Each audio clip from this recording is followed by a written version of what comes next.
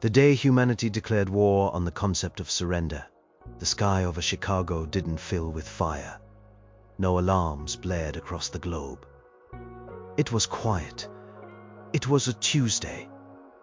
It was a simple, silent broadcast, a string of psychic code woven into a carrier wave that touched every human mind. For less than a second, a genetic switch was flipped. A stubborn piece of our ancient monkey brain, the part that knew when to run, when to give up, when to say enough, was snipped clean out of our being. We called it the Pact. The aliens, the ones we were losing to, the ones we called the Glim. They had another name for it. They called it the Great Severing. They learned to fear us after that. Not because we were stronger or smarter, but because we had forgotten how to stop. My name is Jake Heller, and I remember. I'm old. Old enough to remember the sweet relief of giving in to sleep after a long day. Old enough to remember the sad but necessary act of conceding an argument. I'm the last librarian of a dead language, and that language is surrender. My library is a tin can floating in the dark, a remote monitoring station orbiting Callisto's tier. A moonlet no one has cared about for 200 years. The station's official name is Archive 734. I call it the tomb. I'm the keeper of the before things, books with tragic endings, films where the hero loses, audio logs of peace treaties. The Glim called our war of extermination against them the unwinnable war. They were right. They couldn't win. An army that will fight to the last man is a terrifying thing. An army that will fight long after the last man has fallen, whose limbs will keep twitching and crawling forward even when the brain is gone. That's something else entirely. That's what we became. The hum of the station's life support is the only music I've heard for 50 years. It's a constant grinding noise, a reminder that the machines, like me, cannot stop. They will maintain this orbit until their parts turn to dust. I will maintain this life until my heart explodes from the strain of beating. I haven't had a real night's sleep since the Pact. None of us have. We have dormant periods where our bodies shut down for maintenance, but the mind never yields.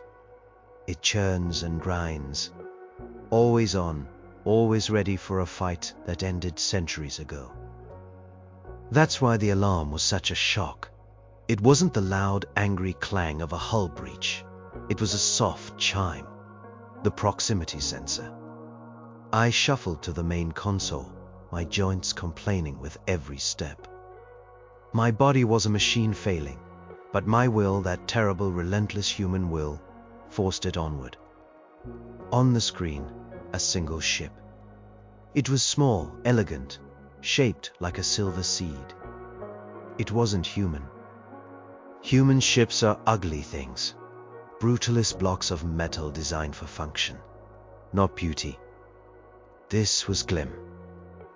My first instinct, the one hardwired into every human for 2 centuries, was to arm the station's pathetic defense system. A single plasma cannon, more of a scarecrow than a weapon, but I couldn't. My hand hovered over the console, trembling. Fear was a luxury we'd mostly forgotten, but something stirred in me. Something ancient. Not fear of a fight. Fear of the unknown. The Glim ship didn't fire. It didn't hail us. It just sat there a mile off my port bow, silent and patient. Then a message slid onto my screen. Not a threat, not a demand.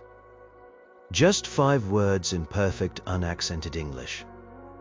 It said, "We know you remember Jake." The air in the docking bay tasted of ozone and a deep planetary cold. I stood there in my worn-out station jumpsuit, holding a heavy-duty plasma wrench. It wasn't much of a weapon, but it felt solid in my hand. The Pact screamed in my blood.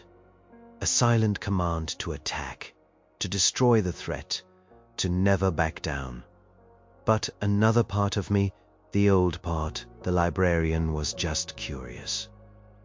200 years of absolute silence from the Glim, and now this, a personal visit. The outer airlock door hissed open, and the ship, the Silver Seed, drifted in like a ghost. It settled onto the docking clamps with a soft sigh of metal. For a long moment, nothing happened. The universe seemed to be holding its breath. Then, a ramp extended from the ship's belly, touching the grated floor of my station without a sound. The creature that walked down the ramp was not what I expected.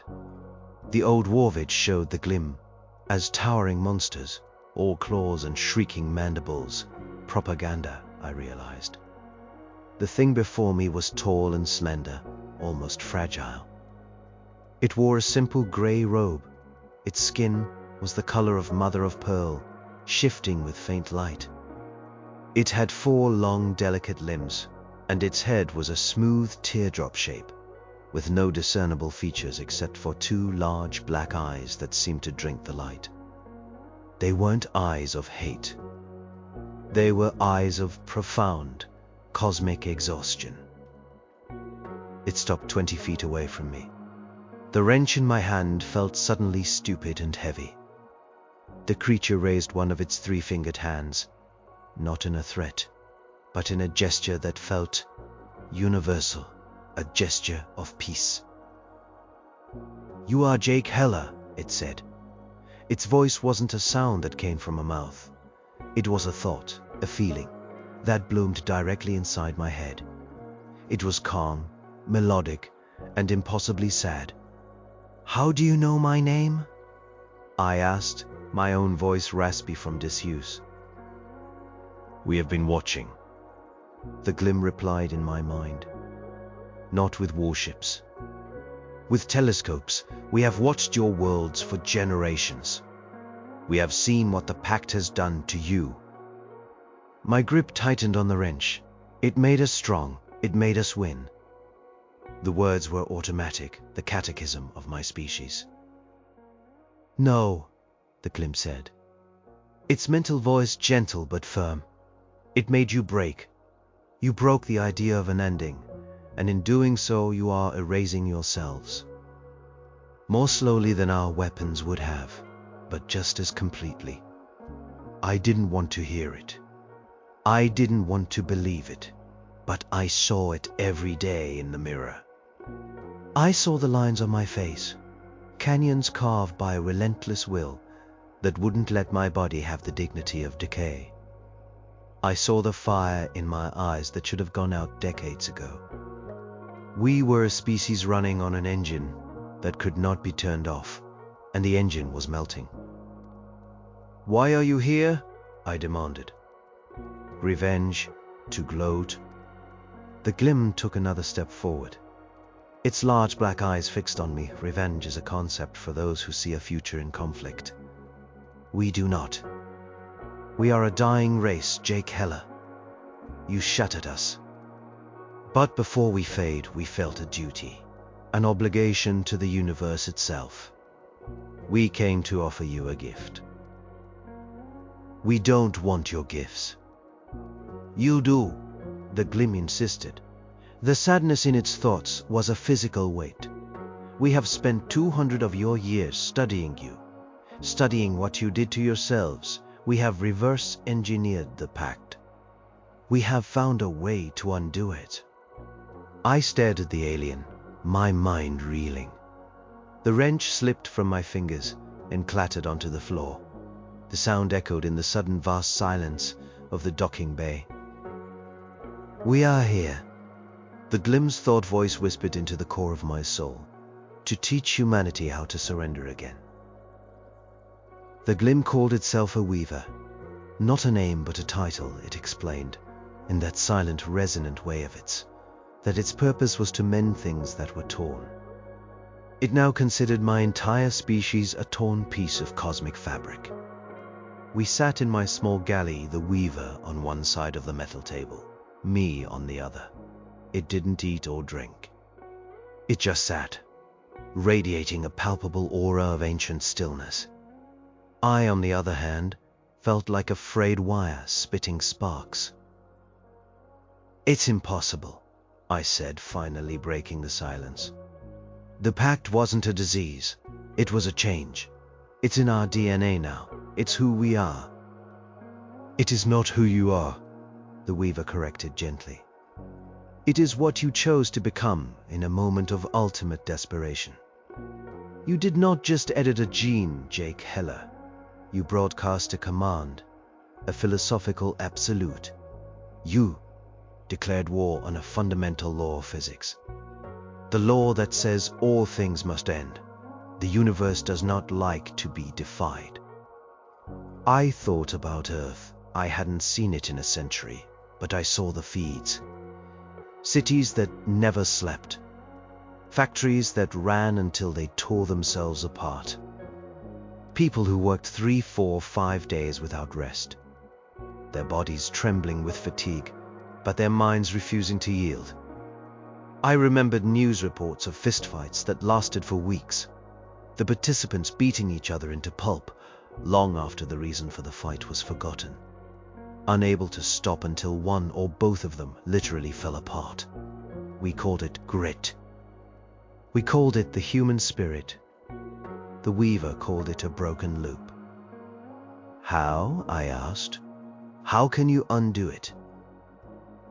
"The same way you began it," the Weaver explained, "with a broadcast. But a counter-frequency is not enough. The Pact was anchored to your collective will. To undo it, you must collectively choose to do so. You cannot be forced to surrender. You must learn to want it." "Nobody wants it," I grunted. "Wanting to surrender is weakness. It's the ultimate failure." Is it the Weaver's thought was sharp, like a shard of glass? Is it a failure for a star to collapse when its fuel is spent? Is it a failure for a wave to break upon the shore? Is it a failure for a living thing to accept rest when it is weary? Your species has forgotten the difference between a battle and a life. You are still fighting a war that is over. It pointed a long, graceful finger at my coffee mug. "You have a saying. Your cup is full. You cannot pour more into it. Humanity's cup is full of pain and exhaustion, and a victory that has cost you everything. There is no room for anything else. No room for peace. No room for art born of reflection. No room for the quiet joy of a finished task." Everything it said was true. Our art was harsh and loud. Our music was all brutal percussion. Our stories had no endings, just sequels. We were a culture of perpetual grinding continuation. "So what do you need from me?" I asked, my voice low. "Why come to this forgotten rock?" "Because the cure is not a chemical. It is a story," the Weaver said. Its black eyes seemed to look right through my skull, into the dusty archives of my memory. To convince humanity to accept surrender, they must be reminded of what it was. They must hear the truth of what they lost. The broadcast cannot be an alien signal. It must be a human one. It must come from someone who remembers the before times. Someone who can tell the story of the Pact, not as a glorious victory, but as the tragedy it truly was. It paused, letting the weight of its words settle in the small, sterile room. "We need you, Jake Heller. We need you to be the voice. We need you to tell them the truth. You are the only one left who can." Funny thing about memory. For most people, it's like a blurry photograph. But for me, the last man who truly remembers the before, it's a film reel. And when the Weaver spoke, the projector in my head whirred to life, and I was back there. I wasn't a librarian then. I was Corporal Heller, J. Mud on my face, fear a cold, hard knot in my gut. The planet was called Xelos, a green hell of stinking jungles and razor-sharp flora, but it had the minerals we needed for the war effort. The Glim wanted it too. They didn't land with thunder and fire like we did. Their ships would just appear in the sky, silent as owls. Then their soldiers would emerge from the jungle. We never saw them coming. One minute you'd be sharing a ration bar with your buddy. The next, he'd just fall apart. No sound, no explosion. Just a quiet disassembly, like a toy being taken apart by an invisible hand. That was their primary weapon. A focused resonance field that undid the bonds between molecules. It was terrifying. It wasn't about pain or gore. It was about ceasing to exist, and it broke our morale completely. Whole platoons would see it happen once and just drop their weapons, gibbering in terror. They'd surrender. We were losing, not because we were outgunned, but because we were outgunned. But because we were outpsyched. Our minds couldn't handle the way they fought. We knew how to die. We didn't know how to be unmade. I remember sitting in a muddy trench, listening to the screams of a nearby unit being dismantled. Sergeant Miller, a man with a face like a roadmap of every bar fight he'd ever won, was crying. He was looking at a picture of his family, his hands shaking so badly. The photo was just a blur. "I can't," he kept whispering. "I just can't do this anymore. I give up." He was a good man, a strong man, and he was broken. We were all broken. Surrender was in the air we breathed. It was a sweet, seductive poison. Just lay down your gun. It will all be over. No more jungle, no more watching your friends turn to dust. Then came the Pact. We were told it was a morale booster, a psychic shot in the arm, a high command initiative to strengthen resolve. We were all ordered to stand by for a system-wide broadcast. "No helmets," they said. "Open your minds." It wasn't a sound, it wasn't a light. It was a cold click deep inside my skull, a feeling like a switch being thrown. The fear didn't vanish, the exhaustion didn't go away. But the option to act on them did. The little voice that said I can't was gone. It was just gone. I looked at Sergeant Miller. The tears on his face were drying. His hands were steady. He put the photo of his family away, not with sadness, but with a finality. Like closing a book he'd already finished. He picked up his rifle. His eyes were flat, like a shark's. "All right, you sons of bitches," he said, his voice a low growl. "Let's go." The change was immediate. The next Glim attack came an hour later. We saw Corporal Jenkins get hit by a resonance wave. He started to come apart, his arm dissolving into a cloud of gray particles. Before, he would have screamed. We would have run. But this time Jenkins just looked down at his own disappearing body. A strange look of annoyance on his face.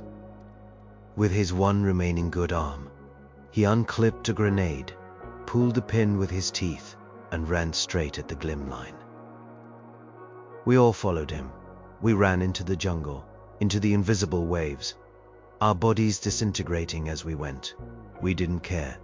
The thought of stopping, of turning back, it just wasn't there anymore. It was as alien a concept as flying. The Glim were horrified. Their whole strategy was based on psychological warfare, on creating a terror so profound that their enemy would break. We didn't break. We couldn't. We just kept coming. We were no longer soldiers. We were a tide of flesh that had forgotten how to ebb. And the Glim, for the first time, knew fear. The Weaver sat with me as the memory faded, its silence a comforting blanket. It seemed to understand that I had been somewhere else, somewhere terrible. Victory must have tasted sweet, it finally projected into my mind.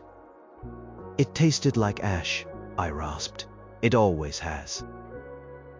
The war on Zelos was over in a week. The war for the galaxy was over in a year. The Glim Empire, which had stood for 10,000 years, crumbled. Not because we outfought them, but because we outlasted them. They retreated, vanished. We had won. Humanity was the undisputed master of its corner of the universe. And then we had to live with what we'd become. The first few years were held as a golden age. Productivity soared. We rebuilt faster than we had ever dreamed possible. We colonized new worlds at a blinding pace. There was no worker burnout, no quitting, no giving up on a difficult engineering problem. A man would start a job and he would finish it, even if it meant working for 80 hours straight, collapsing into a dormant state, then getting up and doing it again. We were a species of perfect, relentless workers. But the cracks started to show. They weren't big at first, just oddities. Divorce rates plummeted to zero, not because people were happier, but because no one would concede an argument. A fight over who left the cap off the toothpaste could simmer for a lifetime. A cold, unending war fought across a breakfast table. Marriages became stalemates. Then came the games. Sports became bloodbaths. A simple game of soccer would continue for days, players running until their muscles tore and their bones broke, refusing to accept defeat. The concept of a friendly match died.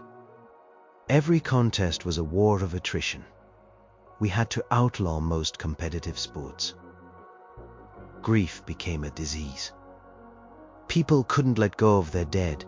They'd keep the rooms of their lost loved ones exactly as they were for decades, unable to surrender to the reality of their loss. Funerals became hollow rituals because the act of mourning, of accepting the end, was alien to us. The worst part was the sickness. The common cold could kill you, not from the virus itself, but from the body's response. A normal body fights a virus. Then it surrenders, it rests, it recovers. Our bodies didn't. The immune system would go into overdrive and never stop, attacking the virus and the body itself, with equal, unrelenting fury. Doctors called it persistent inflammatory syndrome. People would burn up with fevers that never broke, their bodies literally fighting themselves to death over a minor infection. My own wife Sarah died that way. She caught pneumonia. She lasted for 3 weeks, her body a battlefield. The doctors could do nothing. Her will to live was too strong. It tore her apart from the inside. That's what the Pact gave us. A victory that hollowed us out, that turned the simple, beautiful mechanics of life, rest, acceptance, healing, closure, into foreign concepts. We were like a car with the accelerator welded to the floor, steering into a glorious future, with the engine screaming. We had won the war, but we had declared war on ourselves, on the very nature of being alive. And it was a war we were winning, every single day. I told the Weaver about Sarah. I told it everything.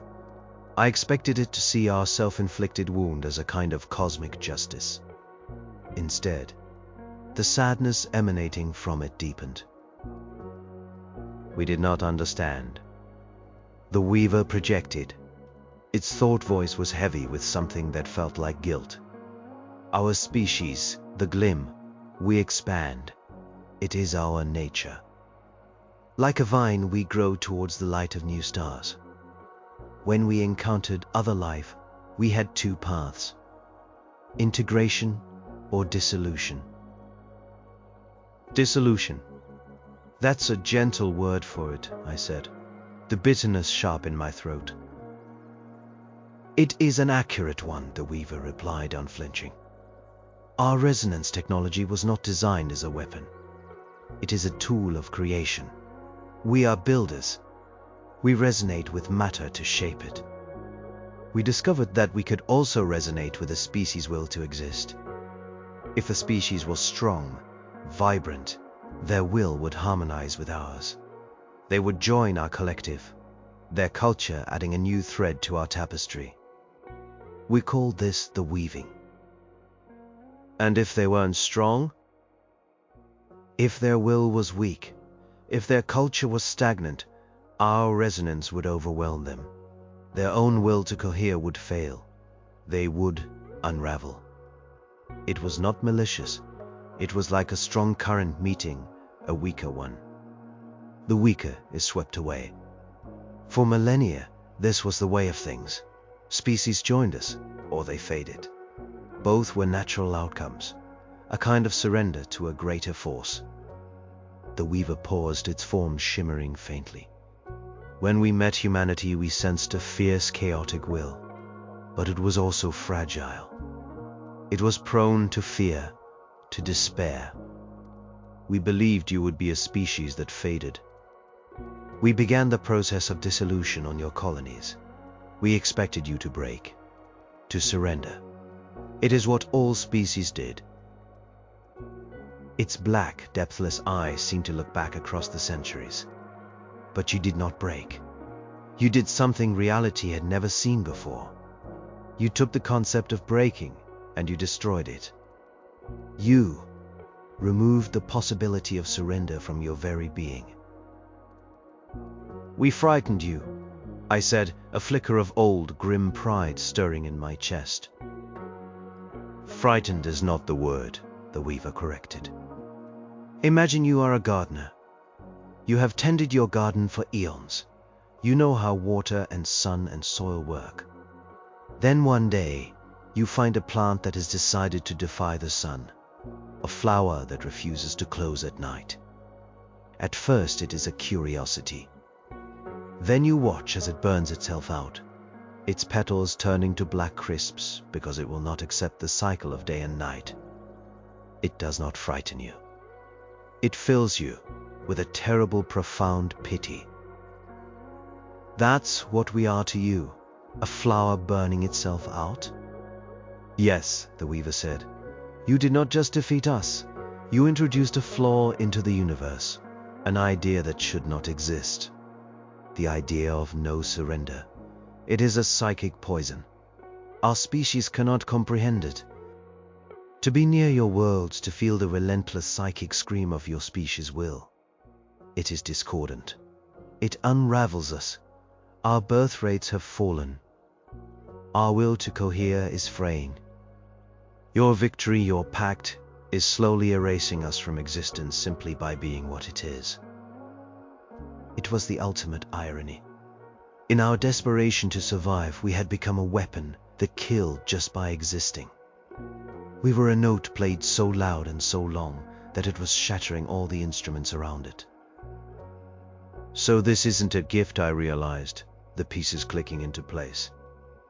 This is self-preservation. You're not trying to save us. You're trying to save yourselves. The two are now the same, the weaver replied. To save ourselves, we must heal you. To heal you, you must choose to be healed. You must be the one to show them the beauty of a broken string, the peace of a finished song. So let's say I do it, I said. Pacing the small confines of the control room, the weaver remained perfectly still by the console, a stark contrast to my nervous energy. Let's say I record this story. How does it work? You can't just play a sad tale over the comms and expect 200 billion stubborn human beings to suddenly change their minds. As I said, it is not just a story. It is a key. The weaver's thought voice filled the room. Your pact was a psychic command broadcast on a specific frequency unique to the human mind. It locked a door, a very old door in your collective consciousness. The door labeled Yield. It gestured with one of its slender hands towards the main communication array, a massive dish on the station's exterior that had been dormant for half a century. My ship possesses the technology to generate the counter frequency. A resonance wave that will make that lock receptive again. It will not force the door open. It will simply make it possible for the door to be opened. And my story is the hand that turns the knob. I finished, understanding dawning. Precisely, the Weaver confirmed. The story must be genuine. It must carry the emotional weight of memory. It must come from a human who knows in his very bones what was lost. When your voice, filled with the truth of the before, is broadcast on that carrier wave, it will not be just words. It will be a psychic suggestion. It will offer a choice that your species has not had for 200 years. The choice to give up. The choice to rest, the Weaver corrected. The choice to heal. The choice to end. You must make surrender sound not like a defeat, but like a release. Like coming home after a long and pointless journey. I stopped pacing and stared out the viewport at the swirling clouds of Jupiter, a silent cosmic giant. What the Weaver was asking was monumental. It was asking me to dismantle the very foundation of modern human civilization. Our entire economy, our entire psychology, was built on this relentless, grinding forward momentum. Taking that away, what would happen? Would we collapse? Would we fall into chaos?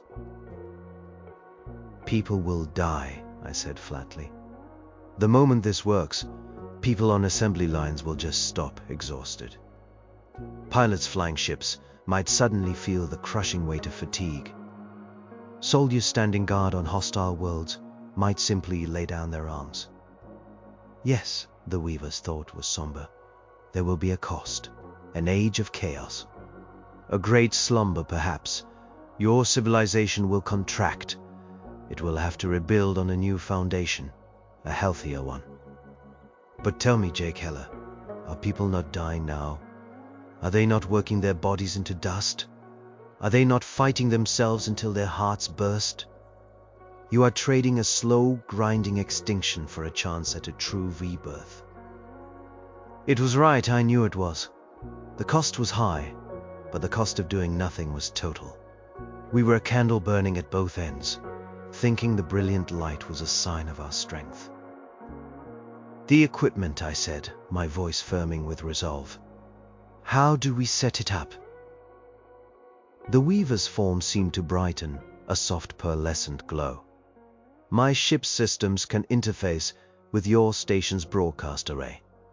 It will take some time to calibrate the resonance matrix. We must be precise. The frequency must be perfect. For the next few hours we worked. The alien moved with an unnerving grace, its long fingers dancing over holographic interfaces projected from its wrists.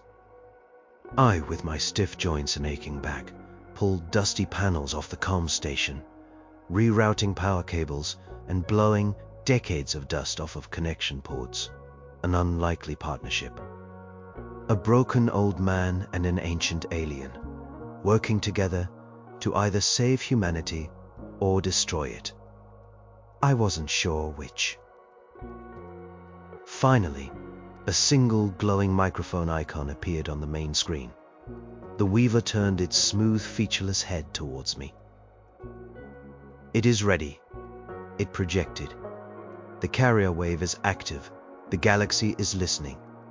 All that is required now is the truth. I sat in the command chair, the one I had sat in for 50 years, and stared at the microphone icon. It pulsed with a soft green light, a silent invitation. The Weaver stood behind me, a statue of patience. The entire station was quiet, except for the low hum of the newly activated broadcast array. A hum that was being sent to every human colony, every ship, every settlement in the galaxy. They wouldn't hear it as sound. They would feel it as a faint background static in their minds, a question mark where there had only ever been an exclamation point. My throat was dry. What could I possibly say? How do you explain the color blue to a world that has only ever known gray. How do you describe the concept of an ending to a people who have forgotten that things can end? My mind went back to Sarah. I remembered her in the hospital bed, her body frail, her breath a shallow rasp. But her eyes were still burning with that terrible Pact-fueled fire. She was trying to fight. She couldn't stop. I had held her hand, and I'd wished with all my heart that I could give her permission to let go. But I didn't have the words. The very concept was gone. She had died in a state of struggle, not a state of peace. Was that a victory? I thought of the children. I'd seen them on the news feeds.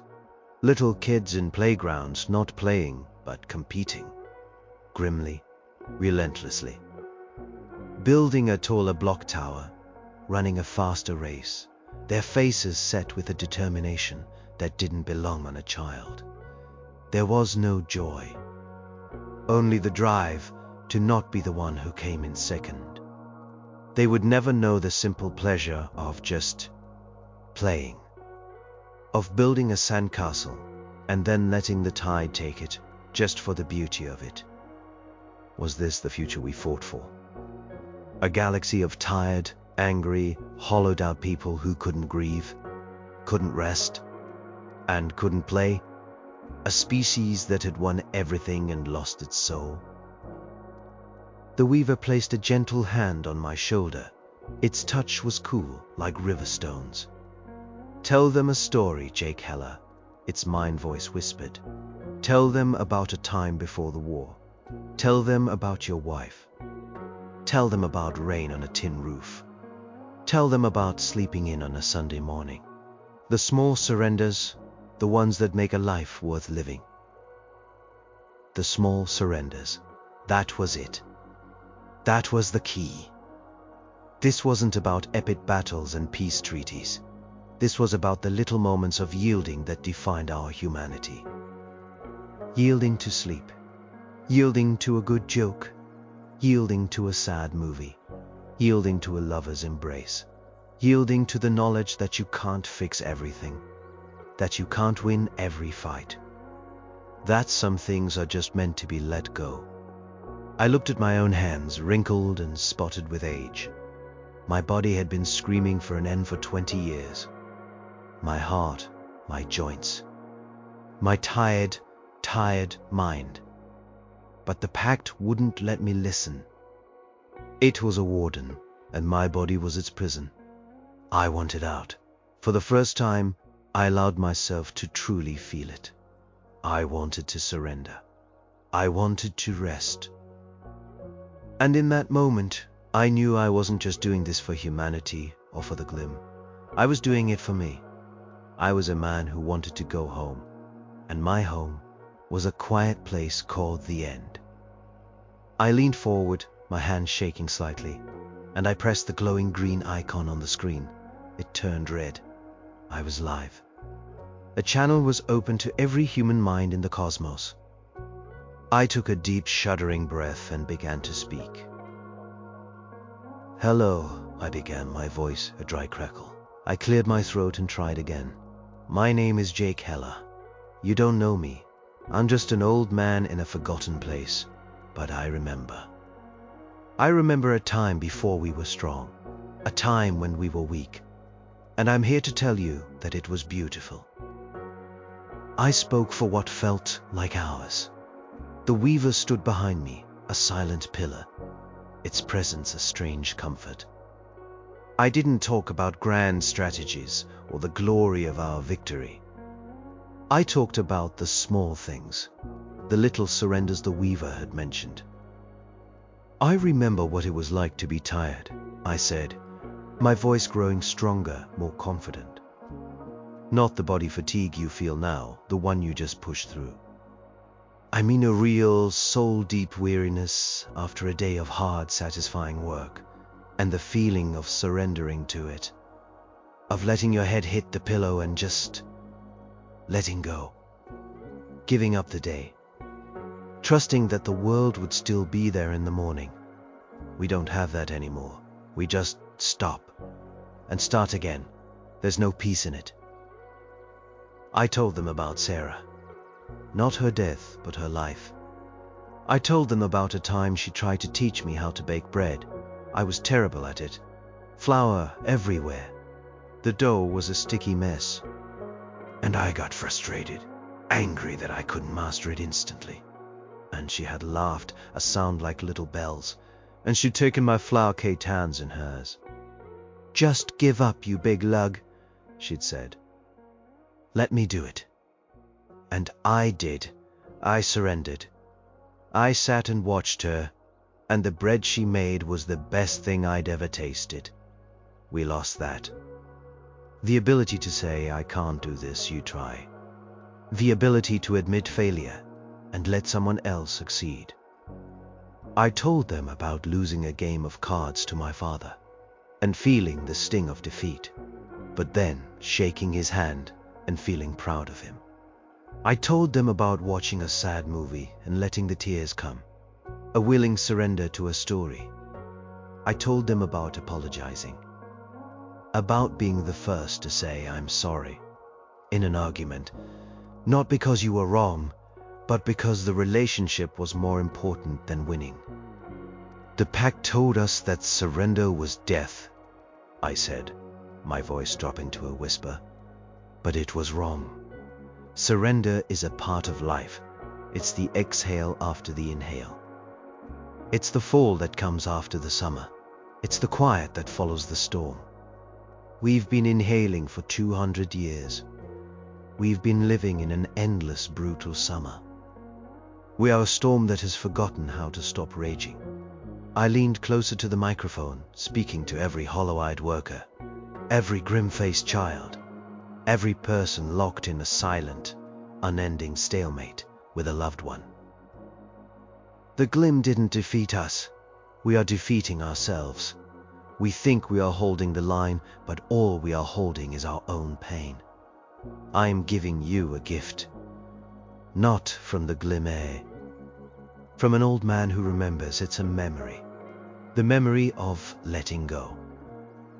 I paused, gathering my final thoughts. This was it. The final key. You don't have to fight anymore. The war is over. It's been over for a long, long time. It's okay to be tired. It's okay to lose. It's okay to stop. I am giving you back the word, the choice. Surrender. It's not a curse, it's a blessing. It's peace. Please take it. I finished speaking. My finger, feeling as heavy as a collapsing star, moved to the screen and switched off the broadcast. The red light blinked out. Silence. A profound, echoing silence filled the control room, the station, and I imagined the galaxy. I had thrown the stone into the pond. Now all I could do was wait for the ripples. For a long time, nothing happened. The station hummed its endless, monotonous tune. The weaver remained still. I just sat there, feeling drained, hollowed out. I had poured every last drop of my memory, my grief, and my hope into that broadcast. There was nothing left. Did it work? I finally asked the empty room. Choices take time, the weaver's thought appeared in my head. As calm as ever. A seed has been planted in 200 billion minds. Some will reject it. Their will is too strong, too ingrained. But some will be tired enough to listen. And then it began. A single light on the galactic comms map blinked from green to amber. A cargo hauler in the Alpha Centauri system. Its status changed from in transit to adrift. Crew in dormant state. Then another. A mining colony on Mars. Productivity levels dropping. Then another and another. A cascade. Like watching a string of Christmas lights go out, one by one. Whole sectors of the human empire were going quiet.